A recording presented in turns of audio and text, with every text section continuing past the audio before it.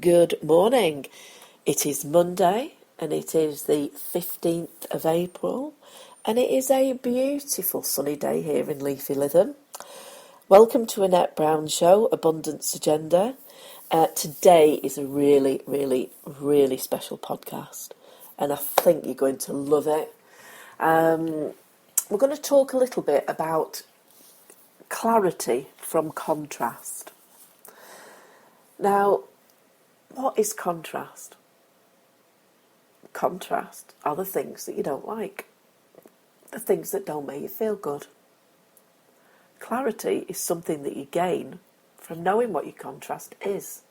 So, your contrast may be, I really do not wish to be poor. And you turn it around by 180 degrees and your clarity is that you would like financial freedom. In 1996, one of my beautiful clients came to me. She'd been coming to me for a while. And I think it was about October time. It might have been November time. I can't remember.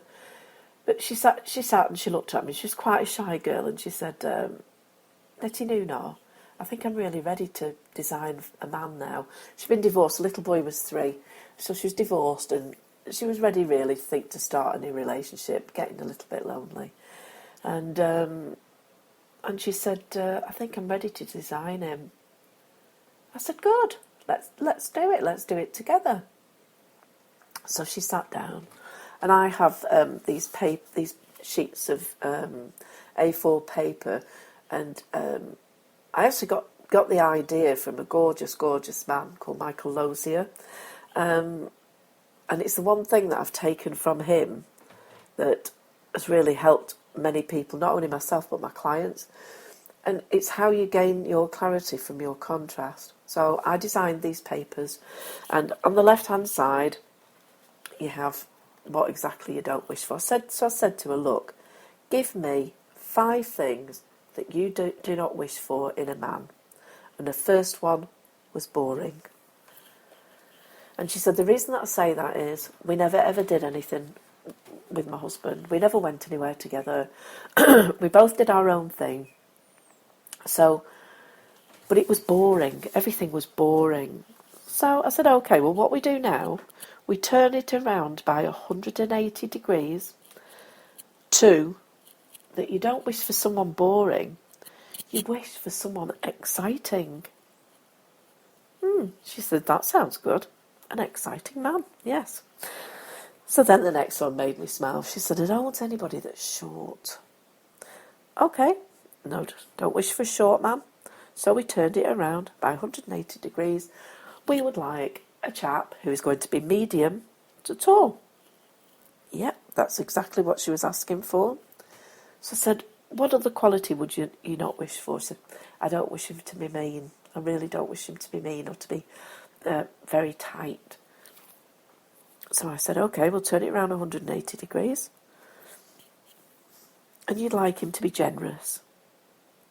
Yeah, she said, I don't mean that I expect him to spend loads of money on me, but it's just so that he isn't mean or tight. Fine. Her next one actually hit home a little bit to me. She said, I don't wish to be left at home on my own all the time. Okay, so we turned it around by 180 degrees. You would like to be able to go out and socialise with this new chap on a regular basis. Yeah. And the last one, you could see a little tear in her eye. She said, I don't want him to not be romantic. So I turned it around. I said, okay, so you wish for him to be romantic? She said, yeah. So we got working with all of this, and she was absolutely amazing. You know, she bought the journal, she bought beautiful, I always say to people, buy some beautiful paper. You know, even if it's like a gorgeous marbled paper, buy the paper, buy the envelopes, and write to him. You know, and when you write the letter, you can make it a little bit saucy if you want. Listen, if there's any guys listening, you can do it for women as well. But I said, make it a little bit, a little bit saucy or whatever you want. And when you've done it, put it in the envelope and address it to the universe.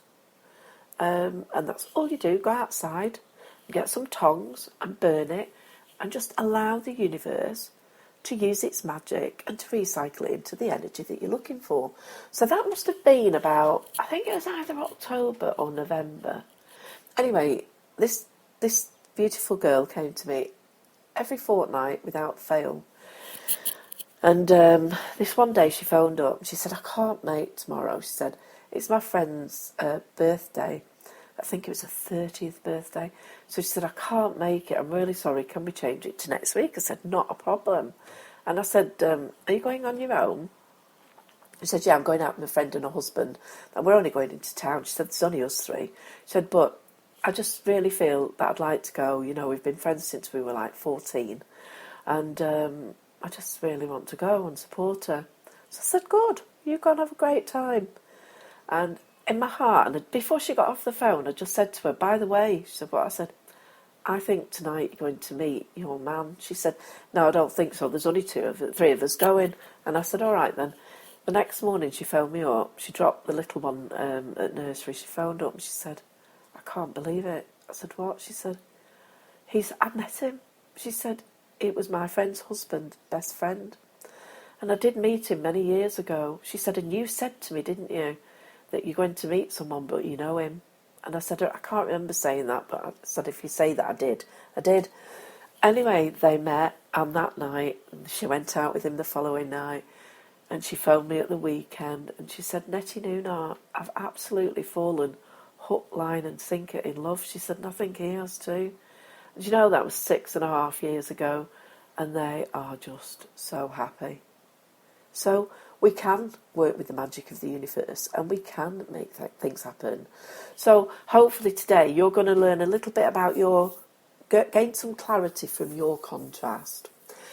So what I want to talk about today, we're going to talk as well a little bit at the end about the wonderful Esther and Jerry Hicks. As you've all heard me bang on before, I've always had a massive, massive love for Jane Roberts, who used to channel Seth. Now, in the mid-90s, I think it was, I think Esther and Jerry Hicks started channeling Abraham.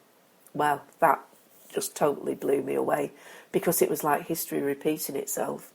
So at the end, I'm going to talk about Esther and Jerry Hicks and their 17-second combustion point of thought. But I cannot take credit for that because that is not mine. But what I'm going to talk to you about is mine. This is from my Abundance Agenda forthcoming book. So, we are all guilty of focusing our attention on our thoughts, whether these thoughts are negative or positive. Now, the thing is, when you relentlessly focus on a particular thought, those thoughts that you are constantly focusing on will expand and gain power. And as they gain power, they will grow stronger and stronger all of the time.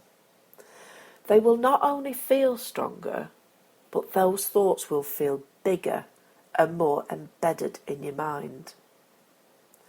If your thoughts are good and productive, in other words, positive, that's amazing, fantastic.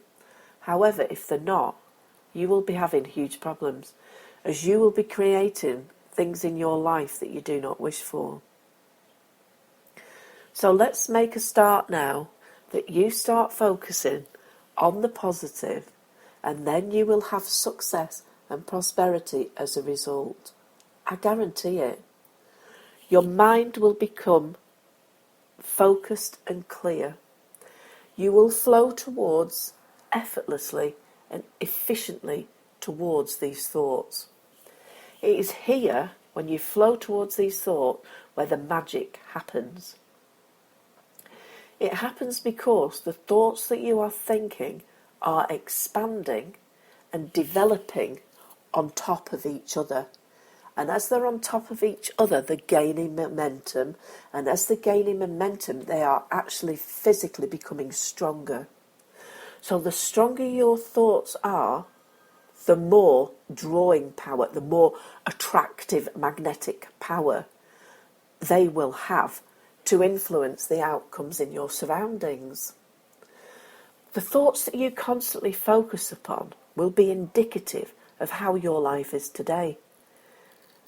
And the reason is because they have creative power and you haven't known how to use them.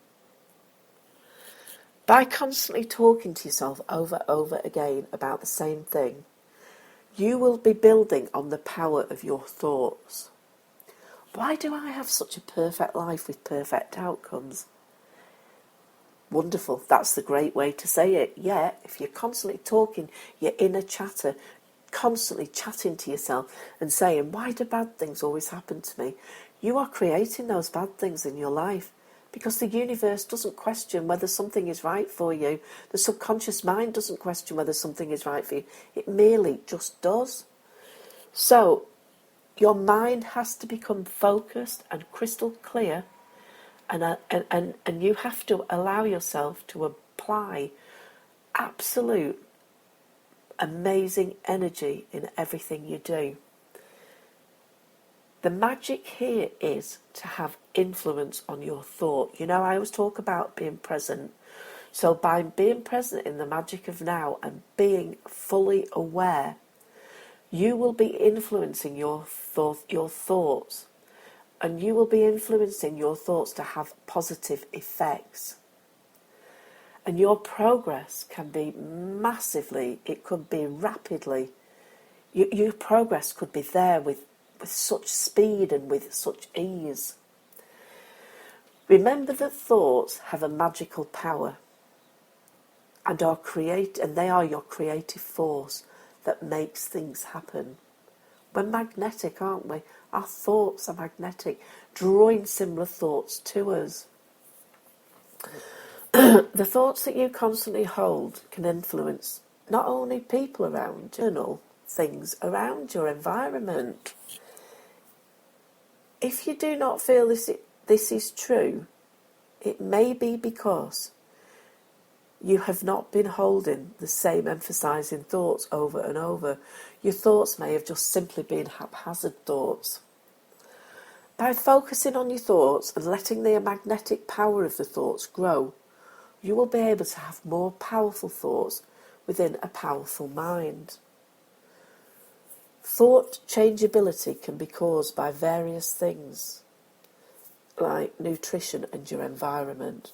If you're not feeding your mind, you're not feeding your body properly, you may have a poor diet, you may be drinking alcohol, you may be smoking a lot. These all have a negative, I'm not telling you not to smoke and I'm not telling you not to drink, but what I'm saying, these can have a negative power on you, over you. And your environment, if you live in a negative environment, this can have a very poor influence on your thoughts. By realigning your environment and your nutrition with the things you're wishing for, you will experience success with flow and ease. So, start to feed yourself properly. Start to, if you're in a negative environment, go outside. If you're at work and you sit and eat your lunch at work, go outside. We're getting warmer now. Go outside, walk. If it's raining, still go out, take your umbrella. Go, if it's dry, go and sit in a park.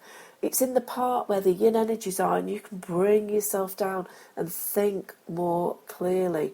You know, feed yourself with good foods. My beautiful friend Stella Phillips, she's done, if you want to have a look at her blog, Stella's been on the raw food diet for over a year. She's lost so much weight, and she said that she's gained so much clarity in her life. So perhaps go on to raw foods, go on to the raw food diet, go on to Facebook, look up Stella Phillips, look at her blog, and try to work that way, and then your success will flow to you frequently and easily. It could be your behaviour isn't at its peak, and if your behaviour isn't at its magnetic peak, your magnetic power and thoughts will decline. They won't be good. So if this happens, your determination and focus will produce very, very poor results for you, if any. Your results may be zilch. However, by increasing your magnetic power of thought through positive behaviour, positive nutrition and a positive environment, you will accomplish wonderful levels of success and with very little effort. Mild awareness and attention on particular thoughts will actually cause them to manifest in your physical reality. When you feel good in all aspects of your life, manifestation is amazing. So by doing all of this, you will have influenced the power of your thoughts, giving them vast power to create positive changes in your life. It is vital that you influence the power of your thoughts and allow it to work its magic. You will really be working with the magic of the universe and with your subconscious mind, experiencing greater success and with prosperity and with very little effort. So start to gain clarity in your life from the things that don't make you feel good. Take an A4 piece of paper, draw a line at the top, and in the left hand column write contrast. In the right hand column write clarity. Whatever you write down in that left hand column, turn it around by 180 degrees. That is your clarity. If you say, I don't wish to be poor, 180 degrees would be, my clarity is financial freedom. And then, what's your powerful affirmation? Why is it I experience financial freedom every single day of my life? Remember Noah St. John and his affirmations? You know, we always ask a question as opposed to just making a statement, which can be quite negative because we don't actually have those things in our life. So you are making a positive statement. Well, you're making a positive question. Therefore, your subconscious mind will look for a positive answer. If you say, I don't wish to be fat, turn it around. I wish to be slim. Now, it's all right saying I wish to be slim, but are you slim anyway? Are you just seeing yourself as fat? Are you just thinking that you're fat? You'll know if you're slim by your weight. If you weigh under 11 stone, you're not fat. Trust me, you are not fat. But if you weigh over that and you feel fat, I know it's how you feel in your mind, but sometimes we don't look at what we actually have. You know, we don't look how beautiful we are, and we don't look at how lovely we look anyway. But if you do have to lose weight, we do come on to this later, but what you have to do, you have to break it down into portions. Say like for me, I had 12 stone to lose. I knew I wasn't going to lose 12 stone over 3 years. I knew that over 3 years I could probably lose 5 or 6 stone. But I had lost up until Christmas 5.5 stone over the 3 years. But since Christmas, I've lost another 1.5 stone. So I've actually lost 7 stone now. So I've still got 5 stone to lose. However, what I did was I didn't just stop and think, oh my God, I've got to lose 12 stone. I thought, right, I'll break it down into, I'll lose 2 stone a year. So how am I going to lose that 2 stone? I'll break it down over the 12 months. So what is 2 stone? 2 stone is £28. So if you take it over a month, you know, if you think over 52 weeks, you lost sort of £1 a week. That's actually 3 stone something. But I didn't break myself. But the way I did it was I ate very healthily, but I swam every day. Because I used to do, when I was really slim, I used to be 8 stone, and I used to do step classes. I used to do 13 step classes a week. They've absolutely knackered my knee joints and my hips. So I can't do that now, and all my shoulders and my joints and stuff. So don't complain about it. Very grateful for what I've got. I just swim. So what you have to do is, if something isn't working, don't think if you've got to lose weight or whatever you've got to do, don't think that Rome was built in a day. It wasn't. You've got to do it and build interim goals. You've got to set a goal for, say, a year, and then you have to have interim goals. If you say you're going to lose £4 a month or £3 a month, you've got to think, right, let's do it easy. Let's say £4 a month. You've got to think, right, that's £1 a week. You've got to then look at, by reducing your calorie intake, You're going to probably lose half a pound. How are you going to lose the other half a pound? You've got to either walk or do some form of exercise. So it's all about stepping up on your goals, looking at what you're doing, looking at how you can make a difference, but it's always about being in the moment. It's always about being focused. So make your list of your contrasts. Don't do too many. I'd do 5 at a time. And then just look, if you can do it, actually set it around a particular area. You can set it around a relationship. You can set it around a friendship. You can set it around your career. You can set it around your home life. Whatever you wish. It's entirely up to you how you make the changes in your life. But baby steps. And it's the baby steps that make things work. It really is.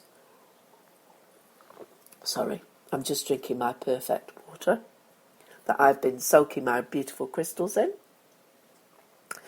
And my water feels so energised. So, what I'm going to talk to you about now is definitely not down to me. It's all Esther and Jerry Hicks.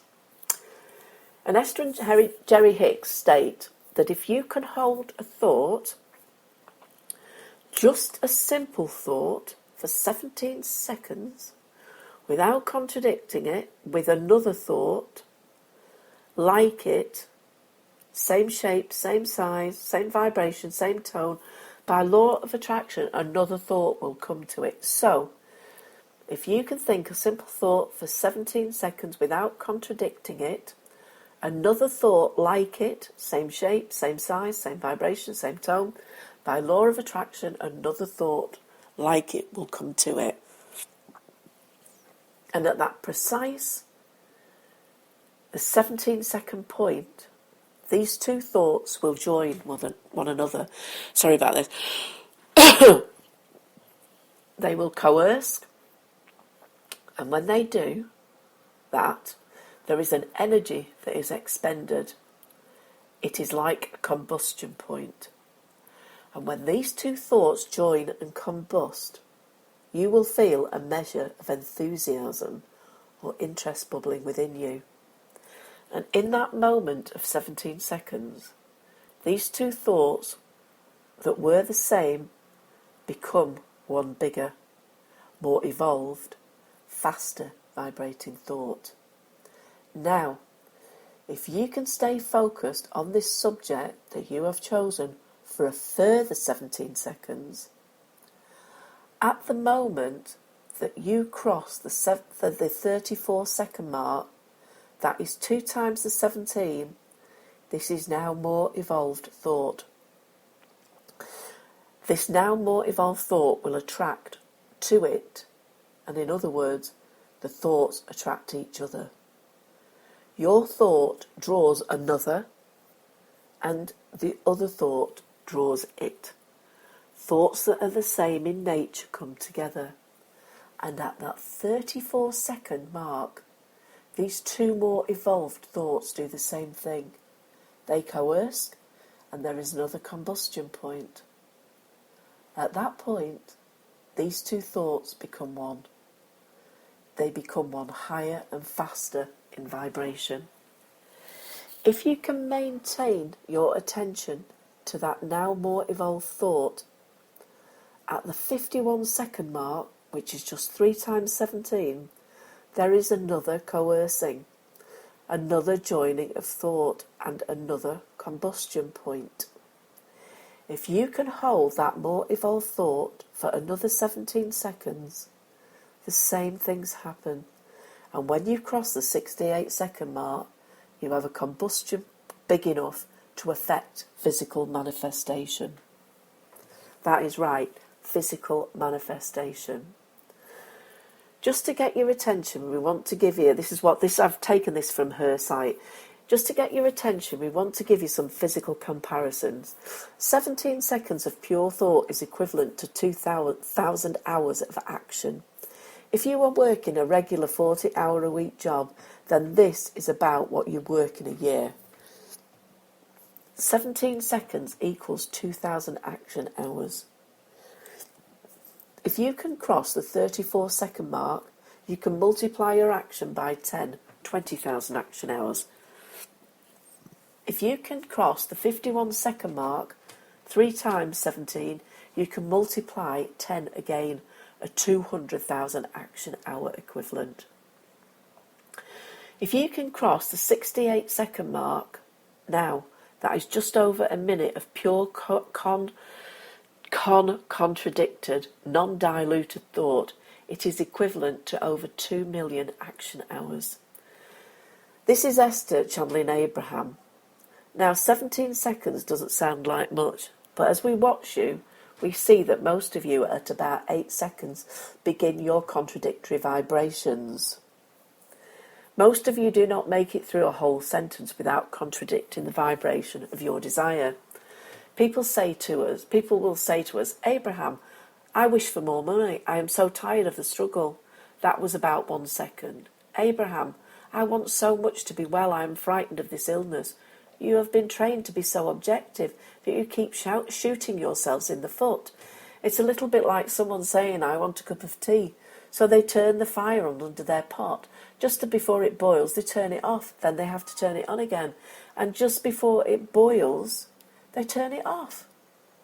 And they turn it on again. And then just before it boils, they turn it off again. They say, for 15 years I've been trying to get some hot tea. And we say, just leave it on. Just leave it on a little bit longer. If you could resist the opposite knee-jerk reaction just a little bit longer, you will begin to get a sense of what we're talking about. The reason that it's difficult for you not to offer the contradictory thought so quickly is because you have been trained to be objective. You have been trained to weigh the pros and cons, the pluses and the minuses. You have been taught that this is balanced or even-minded. And we say, you take it to an extreme because contrast will prod you in your greater clarity of desire. That is really the reason of this physical format. We talk about that in greater detail as it moves forward. Contrast is essential to decision, but once the decision is made, if you will turn your full attention to your decision and do your best to achieve a vibrational match with that decision in a very short order, the universe will go to work in helping you achieve whatever it is that you are wanting. When you begin to offer your vibration purely, you will see the universe responding to it. In other words, if you will just play this game for 2 or 3 days, 2 wonderful things will happen to you. The first is you will show yourself you have the ability to hold your mind for 17 seconds. And if you can do this for 17 seconds, you can do it for a third and a fourth. And the other thing that will happen is you will have the opportunity. The universe will show you that it's utterly responsive to your vibration. You are going to learn that you're a really beaming energy that is being responded to. And it is going to give you a sense of control. It is going to give you a sense of being deliberate creator that you really are. That is why you are here. You are co-creators with the universe. But let us put that into very clear terms for you. You are creators, meaning you are focusers of energy. If you do not have the ability to hold a thought, you cannot be a creator. You are not regurgitators. You did not come forth to just observe all over the place and vibrate all over the place. You came forth to direct your energy. And by directing energy, you must hold the thought. Now, how do you know what you're doing? In other words, how do you know whether you are fluctuating your vibrations within you? Your emotional guidance, in other words, the way that you feel, you will know how you're doing. You will know how you're doing. So very quickly, I've nearly got to finish, but imagine a room fan. One made a heavy fan and it's going round. You can't see the fans moving at all. But if you stick a pencil in the fan, what a ruckus it had made. Well, that pencil in the fan is exactly what your negative emotion does. When you introduce a lower, slower vibration into a higher, vaster vibration, you can feel the fluctuation of energy. A pencil in the fan is an extreme example of fluctuation of energy, but that is exactly what negative emotion is. So I've run out of time, folks. I will try and carry this on at some point.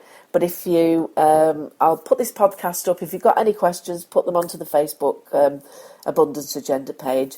Have a look at Abundance Agenda. Have a fan-dabby-dozy day. Have a magical day. And I hope that this has really helped you. Take care and look after yourselves. Bye for now.